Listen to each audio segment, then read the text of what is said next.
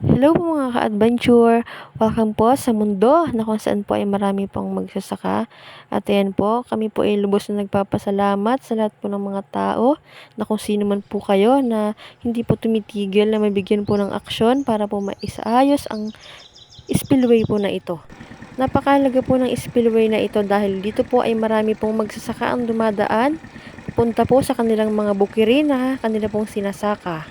At isa na po ako doon, ang aming pong pamilya ay dito po talaga dumadaan papunta po sa aming bukid.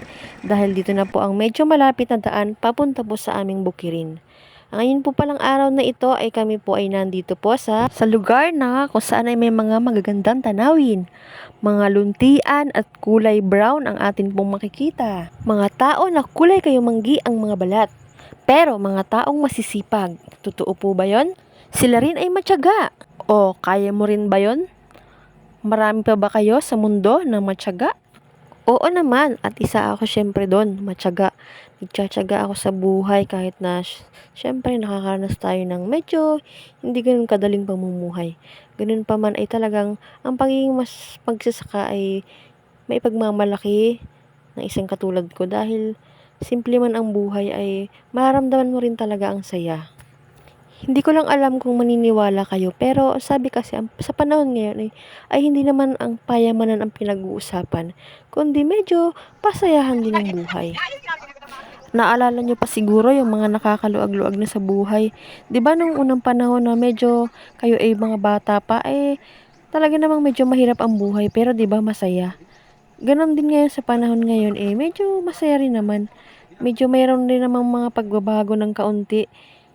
Masasabi ko na hindi kasing hirap noon, nung mga panahon noon ang magsasaka ngayon dahil medyo lalo na't may mga suporta na galing sa ating gobyerno. Medyo malaking tulong na rin sa ating mga magsasaka lalo na kapag pinapakinggan ang kanilang mga kahilingan at kanilang mga nais na mga hinihiling na tulong. Ang medyo kalaban lang talaga ngayon ng mga magsasaka ay yung medyo tinatawag nating climate change. Minsan yung mga masamang panahon na yan talaga ang tumatalo sa ating mga magsasaka. Pero magpasalamat na rin dahil kahit pa paano naman ay hindi tayo pinababayaan ng ating pamahalaan.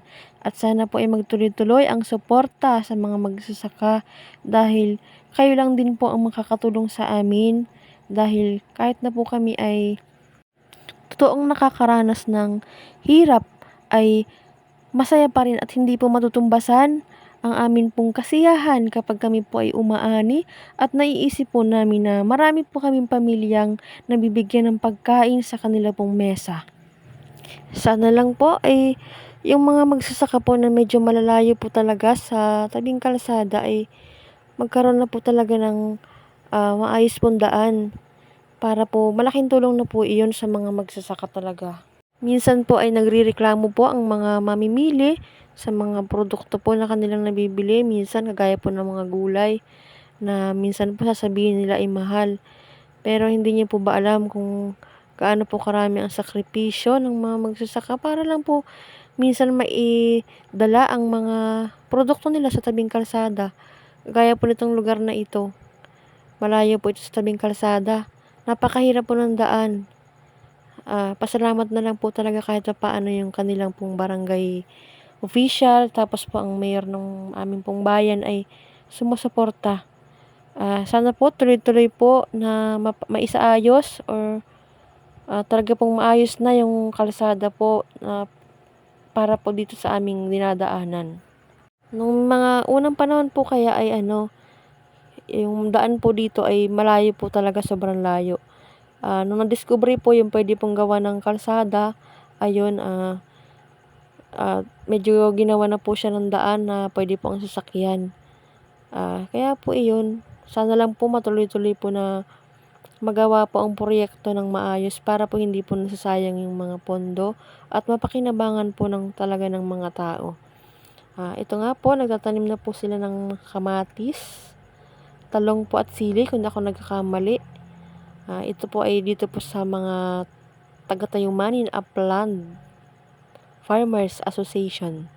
Ito po yung project na lawa at binhi po na sa DSWD po ito. Sobrang sipag po ng kanilang pangulo, yung pangulo po ng kanilang samahan, si Pangulong Michael Manggao, kung di pa ako nagkakamali. Talaga pong nakikita ko po sa kanya na magtatagumpay po ang kanilang samahan sa kanila pong mga layunin. Siyempre po ang kanila pong mga miyembro ay napakasisipag din po. Sila po ay may kanya-kanya pong mga ginagawa para po mas mapabilis po talaga ang trabaho. Sa ngayon nga po, sila po ay nagtatanim ng kanilang mga pinunla. Talong po ang tinatanim nila at saka po mga sili, tsaka kamatis. Ayan. Hinintay po nila na hibas na po ang sa dagat, ang tubig, bago po sila nagtanim. Syempre po, alam naman po natin na kapag po hibas nagtanim ay talaga pong medyo marami po ang ibubunga ng ating mga tanim. Ayan, saludo po talaga ako sa mga kagaya ko po na masisipag na magsasaka. Huwag na po kayong kumontra. Talaga pong masipag din po ako pag nasa bukid. Dahil bawal po ang tamad, kasi pag ako po ay naging tamad, ako po ay tataba. Kaya kapag po nakita po ninyo ako mataba, ibig sabihin po ako po ay tamad magtrabaho. Ang masipag lang po ako nun ay kumain. Speaking of kumain po, ay talaga po nakaka-excite na po ang magiging itsura ng kanila pong ginagawang proyekto kapag ito pong mga tanim nila ay talaga pong malalaki na. Talaga pong ipagmamalaki ng Barangay Tayuman ang kanilang proyekto. Marami pong makikinabang nito dahil talaga pong ito po ay kanilang pinagsikapan na maisagawa ng maayos at talaga po na magiging kapaki-pakinabang po para sa ating lahat. Ayan po si Pangulo, talaga pong sobrang sipag po niyan. Yan po halos hindi ko po nakikita nagpapahinga. Ganun din naman po yung mga miyembro.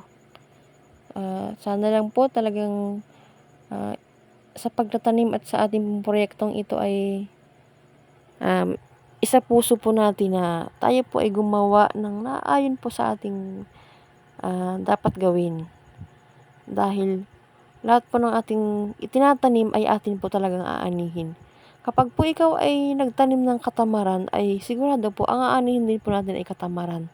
At kapag kasipagan din po ang ating itinanim, ay mag-aani rin po tayo ng kasipagan. O, di ba po? Tama po ba yung sinabi ko? Saludo po talaga ako sa mga taong ganito. Mas gusto ko po talaga itong ganitong mga trabaho kaysa po yung ako po ay yung papindot-pindot lang po ng mga cellphone, pakain-kain, ganun. Nakakatuwa po yung ganito, yung ikaw po ay na-exercise ang iyong katawan, ikaw po ay napapagpawisan. Bilang magsasaka lang po talaga, ang ayaw na ayaw ko lang po talaga yung kapag sobrang init na po ng sikat ng araw. Talaga pong hindi nyo rin po basta-basta kakayanin. Pero ganun pa man ay masaya po talaga sa pagtatanim. Sariwa po ang kapaligiran ng hangin na inyo pong malalanghap. Masarap pong kumain sa bukid na may baon ka pong ulam na tuyo. Tapos po may kamatis. Ay nako. Tsaka po bagoong. Ay nako po. Talagang busog. At ayan na nga po. Kami po ay dumadalangin at talaga pong humihiling na sana po ay maging maayos na po ang aming pong spillway na dinadaanan dito. Mas maging matibay na po. Kasi tibay po ng mga magsasaka. Sa hirap at ginhawa, hindi natitinag para lang po makapaghatid ng mga sariwang gulay at prutas sa pagkainan ng bawat pamilyang Pilipino. Maraming salamat po.